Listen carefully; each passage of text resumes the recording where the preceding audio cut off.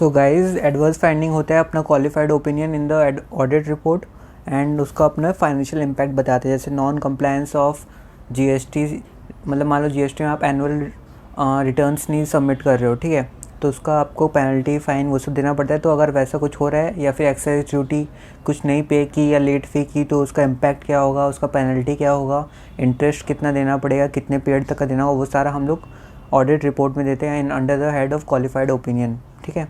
और forensic audit में हम लोग क्या करते हैं ना कि फ्रॉड का अगर कोई फ्रॉड हुआ हम लोग को इन्वेस्टिगेशन में मिलता है तो हम लोग उस फ्रॉड का सबसे पहले कल्प्रिट पता करते हैं कि कौन है उसके पीछे, फ्रॉड के पीछे, ठीक है। और उस फ्रॉड का क्वांटम हम लोग क्वांटिफाई करने की कोशिश करते हैं कि उस फ्रॉड से कितना लॉस हुआ कंपनी को या गवर्नमेंट को या किसी भी रेगुलेटरी अथॉरिटी को, ठीक है। सो हम लोग लीगल डिटर्मिनेशन ऑफ फ्रॉड करते हैं और इम्पैक्ट और उसका आइडेंटिफिकेशन ऑफ कल्प्रिट करते हैं अंडर द फॉरेंसिक ऑडिट, ठीक है। और मैंडेटरी है या नहीं है नॉर्मल ऑडिट मैंडेटरी है कि मतलब हर कंपनी को नॉर्मल ऑडिट करना ही पड़ेगा, स्टैट्यूटरी ऑडिट, ठीक है। And within the due time उसको सबमिट करना पड़ेगा to the ROC। And forensic audit हर कंपनी के लिए कंपलसरी नहीं है। जब कुछ हो जाता है स्पेशल सर्कमस्टेंसेस उसके अंदर रेगुलेटरी अथॉरिटी या फिर मैनेजमेंट फॉरेंसिक ऑडिट करवाता है। So this was the difference between normal audit and forensic audit. So moving forward अब हम लोग देखेंगे मीनिंग ऑफ फ्रॉड। तो फ्रॉड को कैसे डिफ़ाइन किया है अंडर वेरियस स्टैट्यूटरी एक्ट्स, उसको हम लोग देखेंगे अभी। सो एक तो है कि अपने मॉड्यूल में दिया हुआ है जनरल मीनिंग ऑफ फ्रॉड, फिर सेकंड है meaning of fraud under the companies act 2013 जो कि दिसंबर 2019 एग्ज़ाम में पूछा हुआ था। एंड देन है अपना meaning under criminal procedure code of 1973, then meaning of fraud under Indian contract act 1872 and then meaning of fraud under Indian penal code 1860। Okay, so fraud actual में है क्या? बेसिकली जनरल मीनिंग में it is a false representation, कोई भी झूठा तथ्य, facts, falsified facts, उसको हम लोग एक एलिमेंट हुआ ये फ्रॉड का। मतलब फ्रॉड में क्या होना चाहिए? Falsified misrepresentation of facts, okay, of matter of facts, ठीक है, whether by words. So falsification किससे हो सकता है? इधर थ्रू ओरली वाया वर्ड्स और बाय कंडक्ट मतलब क्या होता है? कई बार जैसे चुप्पी रखना है ना, sometimes silence also tantamounts to fraud, और मिसलीडिंग एलिगेशंस या फिर false allegations against another party also amounts to fraud. So in 3 cases में fraud can be represented in 3 cases. कैसे? It can be either via words, और it can be by conduct, और it can be by misleading allegations against a party, ठीक है। और इसमें क्या होना चाहिए? By concealment of what should have been disclosed, जो पता होना चाहिए उसको छुपा के फ्रॉड किया गया है, ठीक है। कंसीलमेंट मतलब छुपाना होना चाहिए कुछ, ठीक है। सपोज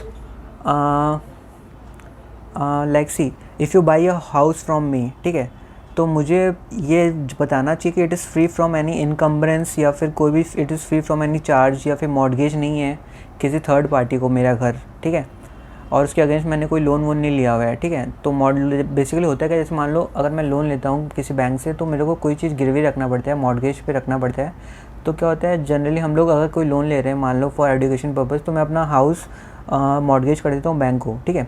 फिर अगर मेरे को और पैसे की ज़रूरत है, if I want to commit fraud, तो क्या होगा? मैं किसी अननोन पार्टी को, भोली भाली पार्टी को क्या करूँगा? अपना घर बेच दूंगा और उसको बताऊंगा भी नहीं कि ये बैंक के पास ऑलरेडी मॉर्गेज है, ये बैंक का ही हिस्सा है, ठीक है। If I don't repay the bank then they will take away this property from my hand, so I need to disclose that, ठीक है। If I don't disclose that in the sale then this tantamounts to fraud. So this is active concealment of facts which need to be disclosed to the other party, okay. So what is the main ingredient of fraud? Which it is the intention to deceive another party. It is the intention to cheat other party to obtain some benefit out of the transaction or the dealing, okay. And the other party which is being cheated should have some legal rights against this person who is cheating the party. So this is the basic general meaning of fraud, okay. And fraud can be committed by any person. It can be by management, or it can be by those charged with governance, or it can be by employees, or it can be by the third parties. So this was the general meaning of fraud. Now let's see the meaning of fraud under companies act 2013. ठीक है. सो companies act में कैसे defined है fraud. So any act, कोई भी काम या omission मतलब मान लो कोई भी चीज़ जो कि डिस्क्लोज़ की होनी चाहिए, मान लो एनुअल रिपोर्ट में, या फिर मान लो आप बोर्ड ऑफ डायरेक्टर्स का आप मतलब वो रिस्पॉन्सिबिलिटी स्टेटमेंट नहीं सबमिट करते हो with the annual report and audited report balance sheet. ठीक है. तो वो सब बिजनेस रिस्पॉन्सिबिलिटी स्टेटमेंट आप नहीं फाइल करते हो, दैट इज़ ओमिशन. या कोई मटेरियल ट्रांजैक्शन आप नहीं रिकॉर्ड करते हो, है ना, मटेरियल इन्फॉर्मेशन आप इन्वेस्टर्स को नहीं देते हो, दैट इज़ ओमिशन. या concealment of facts. Concealment of facts मतलब क्या होगा, मान लो कोई कंपनी हाथ से मेजर क्लाइंट चला गया जिससे रेवेन्यू ही उसका बहुत सिग्निफिकेंट आता था, या फिर कोई सिग्निफिकेंट प्लांट कंपनी का बंद हो गया किसी जगह पे, तो ये सब से क्या होता है कि शेयर प्राइस पे बहुत इफेक्ट पड़ता है. तो ये सब चीज़ें कंपनी को डिस्क्लोज़ करना पड़ता है mandatorily to SEBI and stock exchange within a time period prescribed. So जैसे मान लो अगर कोई बोनस इशू होता है तो within 24 hours we need to inform the stock exchange and SEBI.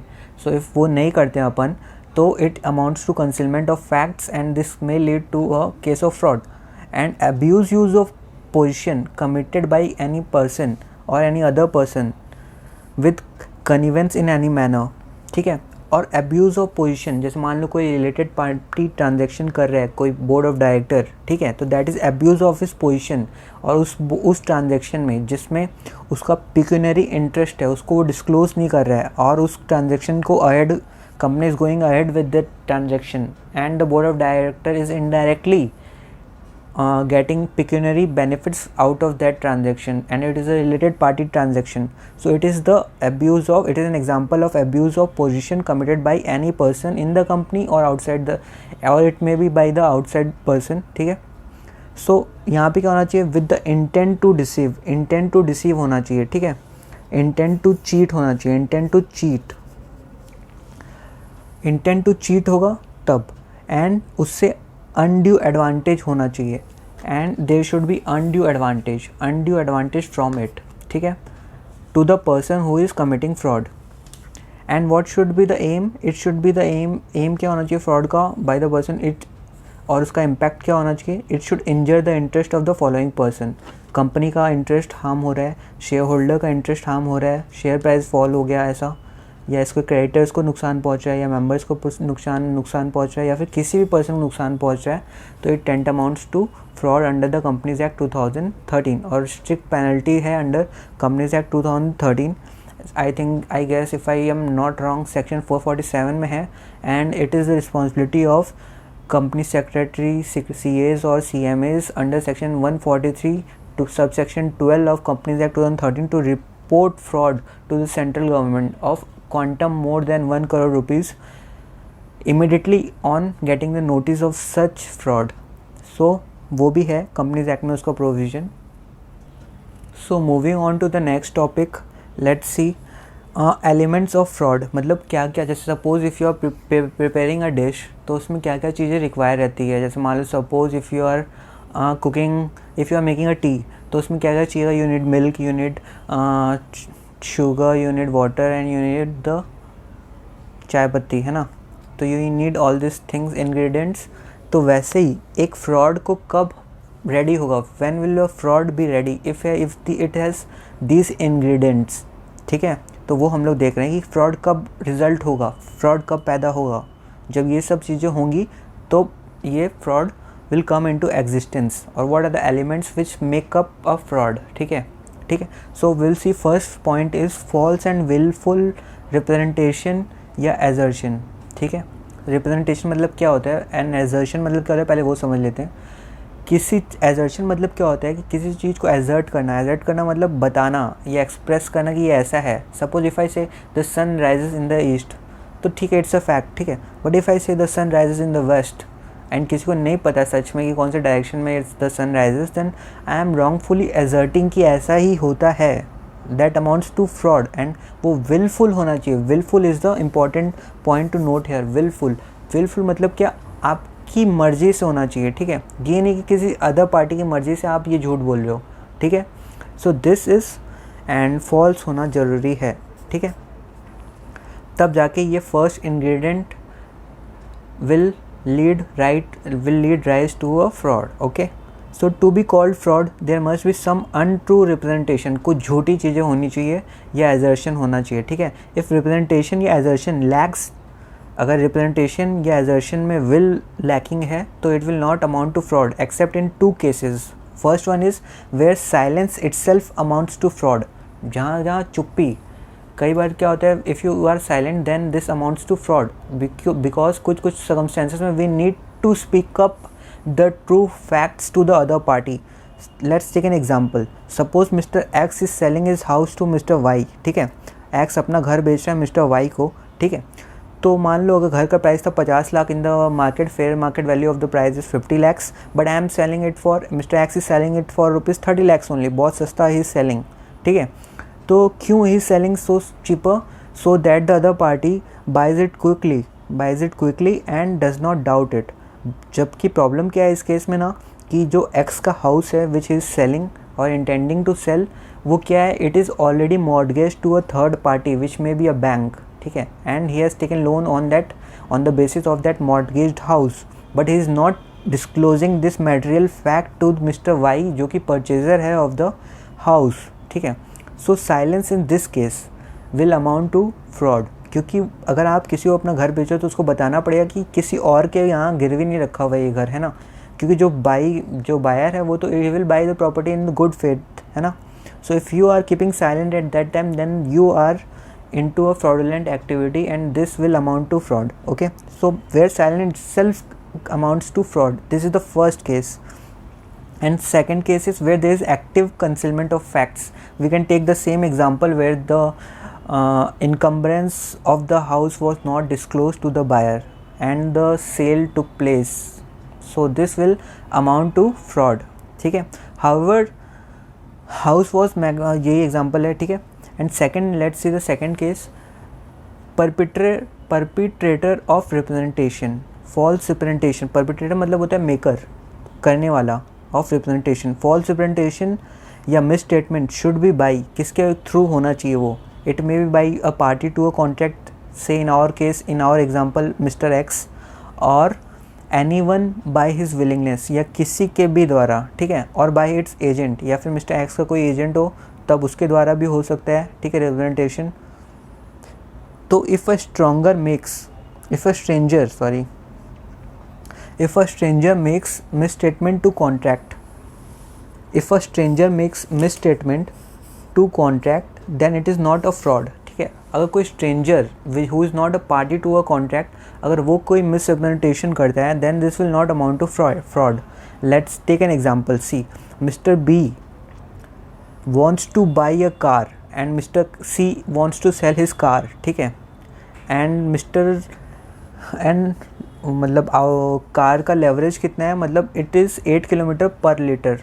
ठीक है, इतना चलती है वो. ठीक है, मतलब 1 लीटर में वो 8 किलोमीटर चलती है. बट मिस्टर ए कोई थर्ड पार्टी है जो कि मिस्टर बी को बोलता है कि भाई उसके पास, मिस्टर सी के पास जो कार है ना, उसका जो माइलेज है वो है 15 किलोमीटर पर आवर, मतलब बहुत अच्छा, मतलब 1 लीटर में वो 15 किलोमीटर चलती है. ठीक है, और उस बेसिस पे मिस्टर सी से क्या करते हैं, कार खरीद लेते हैं. See this example. ठीक है, तो फिर क्या होगा, this will not amount to fraud. क्यों? क्योंकि ये mister A he is not a party to the contract. ठीक है, and he is an stranger. So see, if a stranger makes misstatement to contract then it will not amount to fraud. ठीक है, ये mister B का duty है कि वो पहले पता करे कि सही में इसका वो कितना है. ठीक है, मतलब उसका परफॉर्मेंस क्या है कार का. ठीक है, तो इट्स मिस्टर बी का ड्यूटी, वो किसी की भी बात सुन के पहले कॉन्ट्रैक्ट को मतलब इन्फोर्स कर दी, कॉन्ट्रैक्ट को मतलब एग्जीक्यूट कर दिया, and then he can not challenge कि यार ये तो I heard mister A saying so facts about the car and that in the end facts did not turn around to be true, so he cannot plead in the court of law that this is a fraudulent transaction or contract. Okay, so इसमें क्या होना चाहिए, mister B को अपना due diligence exercise करना चाहिए, and then सारा मतलब अपना जो प्रोडक्ट है या जो भी वो बाई करे या सेल करे उसको प्रॉपरली इवेल्युएट करके then he should buy. So a stranger to a contract, if he makes a misstatement then this will not amount to fraud. ठीक है, in the given case mister A जो कि ये है he was not C's agent, he was a complete stranger, वो C को जानता भी नहीं था, बस सुना सुनाए बात बोल के वो कुछ भी बोल दिया. So this will not amount to fraud in contract. Okay, so the third important ingredient in fraud is intention to deceive. Intention to cheat या डिसीव होना चाहिए, किसी को धोखा देने का आपका मकसद होना चाहिए. ठीक है. और फोर्थ क्या है, representation must relate to a fact material to contract. ठीक है. अब कोई भी जो है ना जैसे मान लो अपना ये कार वाला जो एग्जांपल है, इसमें क्या हुआ, इसमें झूठ बोला गया कि मतलब बाई मिस्टर ए कि वो 15 किलोमीटर पर लीटर रन करती है. ठीक है. सो इसमें क्या है, रिप्रेजेंटेशन जो दिया वो relate to a fact which is material to a contract. सही में ये मटेरियल था ये इन्फॉर्मेशन, क्योंकि इसकी बेसिस पे ही मिस्टर बी कार खरीद रहा था, है ना. सो यहाँ पे क्या लिखा है, representation must relate to a fact. जैसे मान लो कि कितना वो माइलेज देती है, कितना माइलेज देती है, which is important into the contract of sale of car, contract of sale of car. So इससे ये इम्पॉर्टेंट था. ठीक है, ये information. So coming to the next point, it is active concealment of facts. Active concealment of facts मतलब क्या होता है, जैसे कि देखो, जैसे कि आप वो अपना हाउस सेल वाला एग्जांपल ले सकते हो, उसमें छुपा रहा था कि वो मॉर्गेज्ड हाउस है ना, तो वो हो गया. और फिर sixth point is promise should be made without intention of performing it. ठीक है. ऐसा कुछ भी किसी कॉन्ट्रैक्ट में, मतलब मान लो कोई कॉन्ट्रैक्ट है कि which depends on future event. ठीक है, पर मेरे को वो करना ही नहीं है, but then also for my benefit I enter into transaction. ठीक है, तो it should be without intention of performing it. ठीक है. Representation must have actually received the other party. And ऐसा कुछ रिप्रेजेंटेशन जो हो रहा है, जैसे मान लो मिस्टर वाई, उसको कुछ नुकसान होना चाहिए, सही में वो अदर पार्टी जो है वो चीटेड होना चाहिए, उसको कुछ नुकसान होना चाहिए इन टर्म्स ऑफ मॉनेटरी या फिर कुछ भी. ठीक है. So this is representation must have actually deceived और चीटेड द अदर पार्टी. ठीक है. Any other act fitted to deceive by tricks या unfair ways by clever people. तो this is also an ingredient या एलिमेंट ऑफ फ्रॉड. ठीक है. Any such act और omission that law declares void. ठीक है. Example, under companies act certain transfers. ठीक है, जो ट्रांसफ़र नहीं कर सकते हम लोग वो भी वॉइड है, जिसको लॉ वॉइड कर दिया है, that is also a fraud. अगर वैसा कंपनी करती है तो वैसे ट्रांसफ़र जो कि प्रोहिबिटेड है अंडर द कंपनीज एक्ट या फिर एनी अदर स्टैट्यूट या फिर एनी अदर रेगुलेटरी एक्ट या लॉ. ठीक है. And then 10th point is wrongful loss या wrongful gain is immaterial. ठीक है. Only 2 factors to check whether fraud exist और नॉट. मेंस रिया मतलब इंटेंशन टू कमिट ऑफेंस. देखना होगा हम लोग इंटेंशन क्या था. Intention should be to cheat the other party to obtain some benefit in terms of monetary और in kind. ठीक है. And actus reus which is it should be a wrongful act. ठीक है. It should be a wrongful act in the eyes of law. Then this 10 elements will give birth to a fraud. Okay, so these are the basic elements of fraud. So guys, अब हम लोग देखेंगे examples of corporate frauds कि example क्या क्या है of corporate frauds. ठीक है. The first is personal purchases. So यहाँ पे क्या होता है, employees जो होते हैं कंपनी के वो divert कर देते हैं funds को to buy goods for their own self. ठीक है. So as you know, company and the management is different person. ठीक है. दोनों का separate legal entity होता है, कंपनी का separate legal entity होता है. ठीक है. So managers जो कंपनी चलाते हैं वो different persons हैं. ठीक है.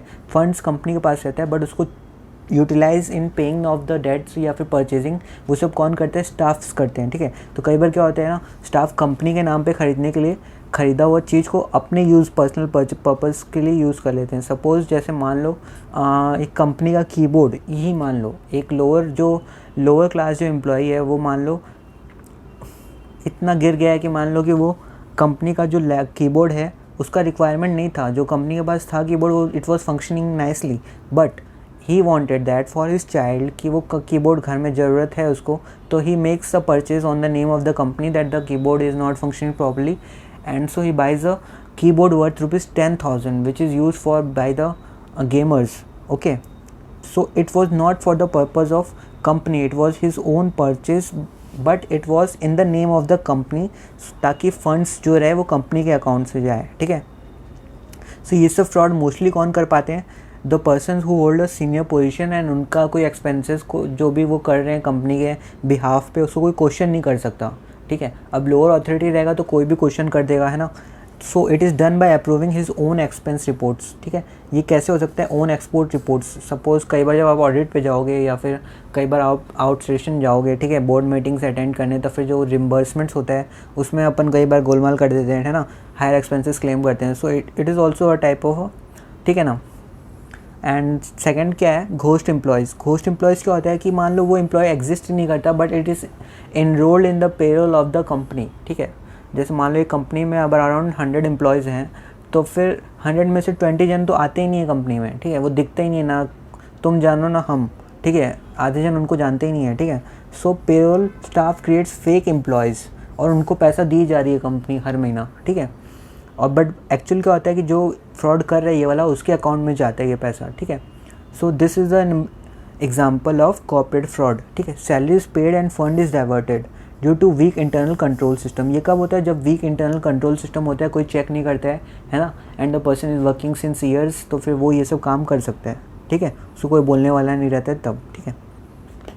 And skimming. स्कीमिंग में क्या होता है, देखो incoming funds are obstructed before they are recorded in the accounts. जैसे देखो किसी से पैसा आ रहा है, ठीक है, कस्टमर से या डेटर से कोई पैसा आ रहा है, मान लो 1 लाख रुपया, ठीक है, वो कंपनी अकाउंट में आने से पहले ही जो एम्प्लॉई है वहाँ का वो अपने मतलब वो पैसा ले लेता है, कलेक्ट कर लेता है, बट कंपनी को बोलते हैं कि पैसा मिला ही नहीं, ड्यू है फ्रॉम द डेटर, एंड वो लेके रखता है अपने पास ही, ठीक है।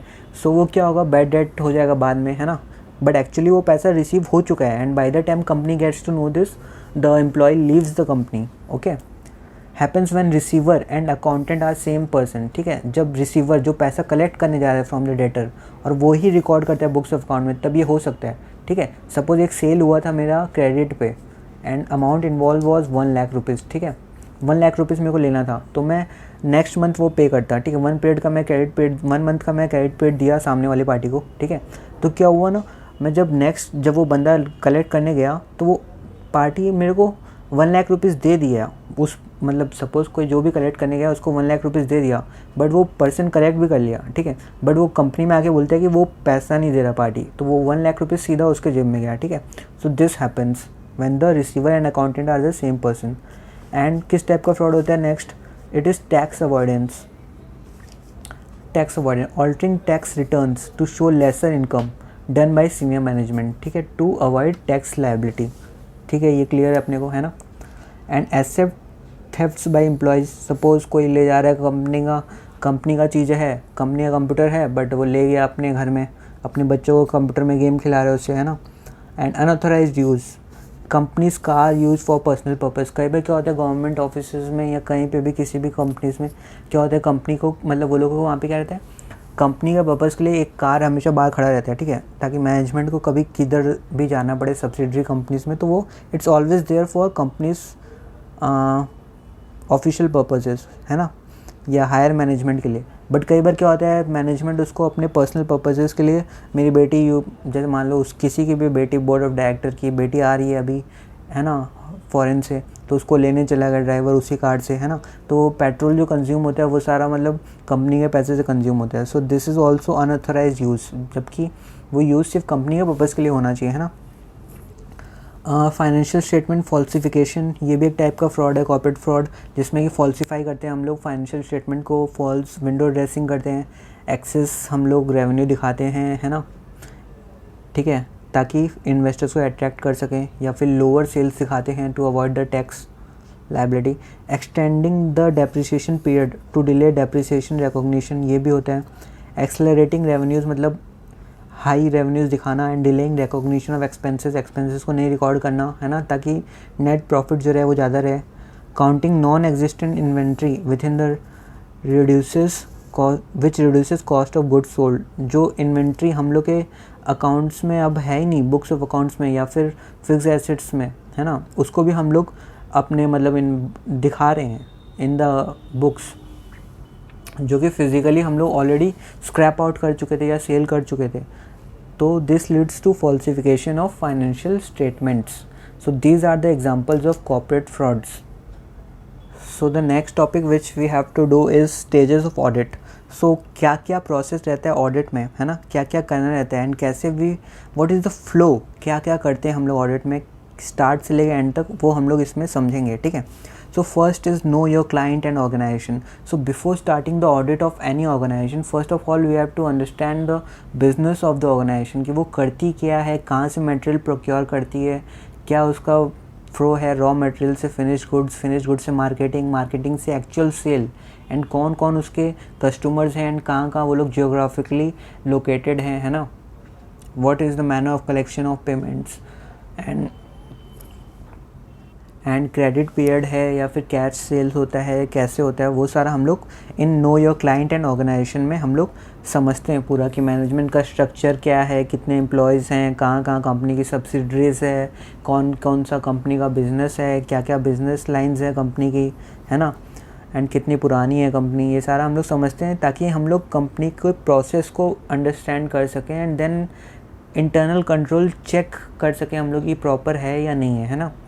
फिर सेकंड क्या है, audit planning and strategies. Once we have understood the functioning of the company कि क्या क्या बिजनेस को करती है, कैसे करती है, then we need to plan audit कि क्या क्या एरियाज़ है जहाँ पे हम लोग को फोकस करना है कि मतलब मान लो raw material procurement, purchases, sales, data collection, data management, है ना, HR, पेरोल, वो सब सारा हम लोग फिर उस हिसाब से हम लोग स्ट्रैटेजी बनाते हैं, है ना. And tax liability, TDS, GDA, GST, वो सारा हम लोग एनालाइज करते हैं कि क्या क्या चेक करना है अपने को.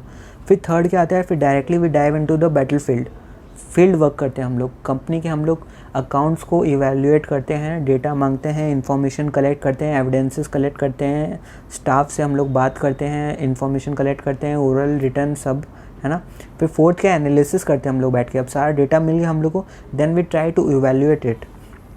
यहाँ पे हम लोग क्या करते हैं, इवैल्यूएशन करते हैं. और फिर क्या होता है, फिर हम लोग ट्राई करते हैं एसेस करने का मतलब इवैल्यूएट करने का कि इम्पैक्ट ऑफ एविडेंस क्या है. मान लो कोई नॉन कंप्लायंस हम लोग को मिलती है during the course of our audit, तो हम लोग ट्राई करते हैं कि क्या क्या उसका फाइनेंशियल इम्पैक्ट हो सकता है ऑन द कंपनी, फाइनेंशियल और लीगल इम्पैक्ट. सपोज़ कोई रिटर्न नहीं फाइल किया जो उसको फाइन करना था या बोर्ड ऑफ डायरेक्टर्स ने कुछ डिस्क्लोजर नहीं किया या कुछ नहीं किया जो कि स्टैट्यूटरली रिक्वायर्ड था within the time frame to be given to the regulatory authorities. ठीक है. या फिर TDS नहीं काटा तो उसका इंटरेस्ट कितना होगा, पेनल्टी क्या हो सकता है. We try to assess the impact कि क्या हो सकता है. तभी जैसे बोर्ड ऑफ डायरेक्टर्स को क्या होता है ना, हम लोग जब रिपोर्ट करते हैं तो क्या होता है, वी शुड इन्फॉर्म कि इस ठीक है अगर कुछ हम लोग को नॉन कंप्लायंस मिलता है तो बोर्ड ऑफ डायरेक्टर्स में कब इंटरेस्टेड होंगे उसको रेक्टिफाई करने के लिए. उनके लिए बिगर इशू वो कब होगा, when it has a impact, legal impact, है ना. तो फिर क्या होगा कि मान लो कंपनी पे केस चल सकता है, कंपनी का रजिस्ट्रेशन अंडर GST कैंसिल हो सकता है, ये सब कुछ बड़ा इशू रहता है. या फिर कंपनी को पेनल्टी पे करना पड़ सकता है, कंपनी को इंटरेस्ट पे करना पड़ सकता है 18% का. ठीक है. तब वो लोग बोर्ड ऑफ डायरेक्टर्स को बहुत सीरियसली लेते हैं, है ना. तो इम्पैक्ट हम लोग को इन terms of financial and legal बताना पड़ता है. तो उसको हम लोग यहाँ पे इस प्रोसेस में इवैल्यूएट करते हैं under the step 4. And fifth में क्या होता है, हम लोग अपना प्रोफेशनल जजमेंट हम लोग इवैल्यूएट करते हैं. सपोज़ कोई बहुत ही माइनर मतलब 500 रुपये का कोई फ़ाइन है तो it's not a big issue, है ना. एंड उसको by the due course company पे करके अपना मतलब क्लियर कर सकती है जितने भी पाप है. तो हम लोग प्रोफेशनल जजमेंट के हिसाब से हम लोग इवैल्यूएट करते हैं कि कितना मतलब क्या क्या है उसमें, मतलब सिग्निफिकेंट है या नहीं मैटेरियली. तो वो सब हम लोग इस स्टेप में चेक करते हैं. और फिर लास्ट स्टेप में क्या होता है, हम लोग रिपोर्ट करते हैं to the those charged with governance और टू द स्टैट्यूटरी, मतलब जो भी मतलब अपना जिसको भी वी आर आंसरेबल या बोर्ड ऑफ डायरेक्टर्स को हम लोग रिपोर्ट करते हैं कि ये हमारा मतलब नोटिफिकेशन मतलब हमारा ये है, हमारा मतलब we notice this things, this are the मतलब lagging in the company in the internal procedure, internal control check procedures of the company. And फिर उसको हम लोग डॉक्यूमेंट करके ऑडिट रिपोर्ट बना के हम लोग सबमिट कर देते हैं. And we keep it for our future reference also. So अब हम लोग देखेंगे what is the significance of forensic audit. Significance मतलब क्या इंपॉर्टेंस है फॉरेंसिक ऑडिट का. ठीक है. So it helps in the investigation में हेल्प करते हैं in the investigation of fraud and abuse. ठीक है. फ्रॉड जब भी होता है तो उसका इन्वेस्टिगेशन करने में forensic audit comes to play a major role. ठीक है. It helps in promoting a zero tolerance control environment. ठीक है. ज़ीरो टॉलरेंस की मतलब फ्रॉड का कोई गुंजाइश ही नहीं है. कोई भी गलती का गुंजाइश ही नहीं है। वेयर फ्रॉड या non compliance is unacceptable by the management and difficult to conceal. अगर मान लो कोई कंपनी, बड़ी बड़ी कंपनी टाटा या बिरला है ना, कोई अगर फॉरेंसिक ऑडिट कराती है बाई एक रेगुलर इंटरवल ऑफ टाइम में, भले ही कोई फ्रॉड हो या ना हो, तो क्या होता है एक एम्प्लॉयज़ को समझ में आ जाता है कि हाँ भाई यहाँ पे कंपनी का मतलब जो है अपना क्या बोलते हैं गवर्नेंस इश्यूज़, वो गवर्नेंस पॉलिसीज़ वो बहुत स्ट्रॉन्ग है and there is zero tolerance control environment for fraud, या फिर कोई भी गड़बड़ी का कोई मतलब टॉलरेंस का कोई सवाल ही नहीं उठता। ठीक है। It helps in complex litigations या लीगल प्रोसीडिंग्स, क्योंकि इसमें हम लोग को पता चलता है कल्प्रिट है कौन, है ना। अगर कोई एक बोर्ड ऑफ डायरेक्टर्स में से कोई एक डायरेक्टर इन्वॉल्व है तो फिर बाकी डायरेक्टर्स का पता कैसे चलेगा कि इनोसेंट है ना। It will be known by investigation under the forensic audit. ठीक है, वरना सभी जाएंगे अंदर। It also attempts to identify the culprit behind the fraud. ठीक है, वही बताया जो भी इन्वॉल्व है पर्सन, है ना। It uses accounting, auditing and investigative skills to conduct investigations into theft and fraud. ठीक है। It includes litigation support and investigative accounting. Litigation support मतलब इसमें लॉ का भी नॉलेज होना चाहिए आपको टेक्नोलॉजी का भी नॉलेज होना चाहिए, आपको लेटेस्ट ऑडिट टूल्स या फॉरेंसिक ऑडिट टूल्स का भी नॉलेज होना चाहिए, और इन्वेस्टिगेटिव अकाउंट्स का भी आपको नॉलेज होना चाहिए, तब जाके आप एक सक्सेसफुल फॉरेंसिक ऑडिट कंडक्ट कर सकते हो। It aids in prevention and regulation and penalization of financial fraud and scam। ठीक है। सो अगर कई बार जब फ्रॉड होता है तो कंपनी को पेनल्टी लगती है, अगर उसको हम लोग सही टाइम पे रिकॉग्नाइज़ कर लें कि फ्रॉड को, तो हम लोग रेगुलेशन एंड पेनलाइजेशन से बच सकते हैं under various regulations of the law of the land. In this we will see next, coming to the next heading, let's see the key या main advantages of forensic audit. What are the main advantages of forensic audit, कि forensic audit से हम लोगों को क्या क्या फ़ायदा होता है। ओके, सो इसमें हम लोग देखेंगे detection of corruption and person responsible for it. ठीक है, तो इससे क्या होता है हम लोगों को करप्शन का पता चलता है और कौन उस करप्शन को कर रहा है उसका भी पता चलता है। ठीक है, by looking for conflict of interest, है ना, किस किस का फ़ायदा है अगर कोई ट्रांजेक्शन होता है तो अंडर इन द कंपनी, या ब्राइबरी कोई नहीं ले रहा ना कोई एम्प्लॉई, है ना, टू मतलब मान लो जैसे मान लो in if I want to give you an example, तो मान लो कोई कॉन्ट्रैक्ट है, तो कोई किसको हम लोग दे रहे हैं, वो पर्सन एक एम्प्लॉय को, मतलब जैसे मान लो बहुत सारा बिड्स आता है कोई कॉन्ट्रैक्ट के लिए, suppose company wants to procure 25 laptops for their employees, तो क्या होता है कि किससे ख़रीदें हम लोग, तो लोएस्ट बिडर से नहीं ख़रीद के हम लोग क्या करें कि एक पर्टिकुलर पार्टी से ख़रीद रहे हैं जो कि बहुत ही हाई प्राइस पे सेल कर रहा है, बट उसका कुछ रिलेशन है with the person who is evaluating the bids, तो because he has accepted some bribe from him. तो ये सब कैसे पता चलता है हम लोग को, फॉरेंसिक ऑडिट से पता चलता है। So it's a great benefit of forensic audit. And extortion money कोई नहीं ले रहा ना, तो ये सब हम लोग को उसी से पता चलता है। Detection of asset miss appropriation of cash या रेजिंग ऑफ फेक इन्वॉइसेस या पेमेंट टू घोस्ट एम्प्लॉयज़ या फिर सप्लायर, तो ये सब कैसे पता चलता है कि फॉरेंसिक ऑडिट से पता चलता है। ठीक है, फॉरेंसिक ऑडिट में एक एक एम्प्लॉयज़ का, जैसे क्या होता है ना, रिसीट जो रहता है, गुड्स रिसीट बोल दो, लॉरी रिसीट रहता है, तो उसमें क्या करते हैं ना, माइन्यूटली हम लोग जो गाड़ी का नंबर रहता है ना वो भी चेक करते हैं कि मान लो अगर फेक परचेज रहा तो कोई भी मतलब मान लो if someone is making a fake invoice तो उसमें लॉरी नंबर तो कुछ भी डाल देगा, but there are sites where we can verify the proper registration of the vehicle. So उस सब से पता चल जाता है फॉरेंसिक ऑडिट में कि ये फेक इनवॉइस है ना। So detection of financial statement fraud, so इससे क्या होता है हम लोग को पता चल जाता है कि फाइनेंशियल स्टेटमेंट में कुछ गड़बड़ी है या नहीं है बाय द फॉरेंसिक ऑडिट। ठीक है, फिर फ्रॉड आइडेंटिफिकेशन प्रिवेंशन में भी वो हेल्प करता है बहुत forensic audit. Timely forensic audit हो जाए तो फिर फ्रॉड होएगा ही नहीं, है ना, एंड उसको हम लोग प्रिवेंट भी कर पाएंगे क्योंकि उसमें जो है कंपनी का इंटरनल कंट्रोल चेक हो जाएगा पूरा, तो हम लोग उसको प्रिवेंट कर सकते हैं। अगर कोई उसमें सिस्टम में कोई फ्लॉज हैं या फिर कुछ एरियाज ऑफ इम्प्रूवमेंट हैं तो management can take due course of action in the right time. Making sound investment decisions by helping in analysing financial strengths and weakness of a company. जो forensic audit में पूरा पता चल जाता है कि मतलब कहाँ से आपका किस किस एरियाज में आपको रेवेन्यू कितना आ रहा है, इतने एक्सपेंसेस क्यों हो रहे हैं वहाँ पे, ठीक है, कुछ गड़बड़ तो नहीं है। तो ये सब भी क्या होता है कंपनी को पता चल जाता है कि कहाँ कहाँ हम लोग को पैसा इन्वेस्ट करना है। ठीक है, सो इससे क्या होता है हम लोग साउंड इन्वेस्टमेंट कर पाते हैं अपने पैसों का और राइट यूटिलाइजेशन ऑफ फंड हो पाता है। ठीक है। Company engage in fraud is not a good company to invest in. और इन्वेस्टर्स को भी पता चलता है कि जैसे मान लो अब सत्यम जैसा कंपनी था, तो फिर उस टाइम पे जब स्कैम हुआ तो उसमें कौन इन्वेस्ट करना चाहता था, है ना, बल्कि सभी सेल कर रहे थे अपने शेयर्स, तो पूरे स्टॉक मार्केट गिर गया था, है ना। तो फिर जो फ्रॉडलेंट कंपनीज़ है उनको पहले पता चल जाता है, तो फिर कोई इन्वेस्टर्स का हार्ड अर्न मनी लूज़ नहीं होगा, क्योंकि उन कंपनीज़ में कंपनी इन्वेस्टर इन्वेस्ट नहीं करेगा, ठीक है। Reports of forensic auditors act as guide for potential investors.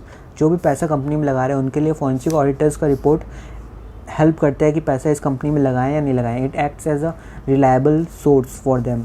So formulation of economic policies, cases of frauds identified after forensic audit act as guidance for government to formulate improved economic policies and strict laws। जैसे companies act 2013 क्यों आया, उसमें regulatory authorities CAs पे भी fine है, CS पे भी fine है, CMA पे भी इतना फ़ाइन है, मतलब स्ट्रिक्ट पेनल्टीज़ है, स्ट्रिक्ट फाइन्स है, so that there is no case of negligence on the part of those who have been given responsibilities under the act and also on the part of the company। So there are heavy penalties under the act, but 1956 में companies act 1956 में इतना penalties and इतना heavy कुछ नहीं था। So this is only under the companies act 2013, क्योंकि बहुत सारे स्कैम्स हुए, सत्यम स्कैम हुआ, फिर बहुत सारे स्कैम्स हुए इन द लेट 1990s। तो इससे क्या हुआ, गवर्नमेंट को आइडिया मिलता गया एंड फॉरेंसिक ऑडिट्स हुए बहुत सारे, तो पता चला कि ये लूप होल्स हैं in the act, in the law. तो उसको गवर्नमेंट को हेल्प मिलता है कि वो इम्प्रूव्ड एंड स्ट्रिक्ट लॉज ला पाएँ ताकि ऐसे कुछ केसेस ना हो इन द फ्यूचर, ठीक है। Example, strict provisions of companies act after the Satyam case, ठीक है। Rewarding career opportunity as a CS, ठीक है। It is a great opportunity for a CS also to be act as a forensic auditor, ठीक है। तो these are the 7 advantages of forensic audit. So other advantages क्या है, objectivity and credibility of independent forensic audit is very high. Statutory auditor से भी high रहता है उसका क्रेडिबिलिटी, ठीक है। क्रेडिबिलिटी बहुत हाई रहता है क्योंकि वो एक इंडिपेंडेंट एग्ज़ाम, बहुत ही इंडिपेंडेंट एग्जामिनेशन रहता है। पहले आपका 2-3 ऑडिट, इंटरनल ऑडिट हो गया, स्टैट्यूटरी ऑडिट हो गया, फिर फॉरेंसिक ऑडिट होते हैं, ठीक है। So as I already told you all कि forensic audit starts where the statutory audit ends, ठीक है। सो उसमें कोई लिमिटेशन भी नहीं रहता कि आप कुछ भी इन्वेस्टिगेशन प्रोसेस में अपना ले सकते हो। It forensic audit is not bound only by the books of accounts of the company. The forensic auditor can investigate into any things, ठीक है। And it adds accounting expertise and industry knowledge. उसमें क्या होता है, investigative skills भी रहते हैं and आपका अकाउंटिंग नॉलेज भी बहुत हाई रहता है ऑडिटर्स का। सो ये adds to the knowledge of the company. Enhanced efficiency and effectiveness of the company ये क्या रहता है ना, इफेक्टिवनेस बढ़ जाती है। जहाँ पे भी लूप होल्स रहते हैं, अपना फॉरेंसिक ऑडिटर लोग सारा हम लोग को क्या करते हैं, आइडेंटिफाई करके बता देते हैं कि ये इम्प्रूवमेंट्स है, तो फिर कंपनी इम्प्रूव। एंड लास्ट में we will see the need and objective of forensic audit. What is the need and objective of forensic audit? See, Punjab National Bank lost ₹8,999 crore due to Nirav Modi and Choksi fraud, ठीक है। Recent upswing in financial frauds in India. So these are the reasons why forensic audit का बहुत need है, ज़रूरत है और demand है in today's world also and in future world also. It is a growing field where we have a great prospective future. So methods of committing white collar crimes. White collar crime क्या होता है, जैसे मान लो white collar क्या होता है, जैसे बहुत सारा कॉलर होता है, वाइट कॉलर होता है, ब्लू कॉलर होता है। सो क्या होता है ना, बेसिकली US वगैरह में क्या होता है, योर कॉलर का कलर से हम लोग बताते हैं कि into which job you are. So white collar jobs are basically मतलब ऑफिशियल मिडिल क्लास वाले जो मिडिल मैनेजमेंट लेवल के जो एम्प्लॉयज़ रहते हैं वो उनके लिए उनको रेफ़र करता है white collar jobs. And white collar jobs होता है जो वो एम्प्लॉयज़ कमेंट करते हैं क्राइम्स, उसको बोलते हैं हम लोग white collar crimes. Are changing fast, क्योंकि टेक्नोलॉजी ड्रिवन वर्ल्ड है ना। तो methods of committing fraud are also new, जो कि कभी कोई सोच ही नहीं सकता है ना। सो उनको ट्रैक करने के लिए forensic audit is very necessary. Most vulnerable sectors to fraud in India are, कहाँ किन सेक्टर्स में मेजर फ्रॉड्स होते हैं इंडिया में? सबसे ज़्यादा किस में होते हैं? रियल एस्टेट सेक्टर में होते हैं और इंफ्रास्ट्रक्चर सेक्टर में 52% ऑफ फ्रॉड्स होते हैं। फिर फाइनेंशियल सर्विसेज, शेयर्स, डिबेंचर्स, वो सब में होते हैं आपका 34%। Of cases of fraud in India. 5% telecom industry में, 3% मैन्युफैक्चरिंग में, एंड ये सब लोअर, ये सब तो नेग्लिजिबल ही है। Electronics, IT sector, hospitality sector, tourism, others, ठीक है। सो मेजर सेक्टर्स कौन कौन हुए? Real estate, financial services and telecom. बाकी सब तो ठीक है, चलो 2% इज़ टॉलरेबल, बट इन तीनों में बहुत ज़्यादा होते हैं frauds. So by this we end our chapter 1. Let's see chapter 2 in the next video.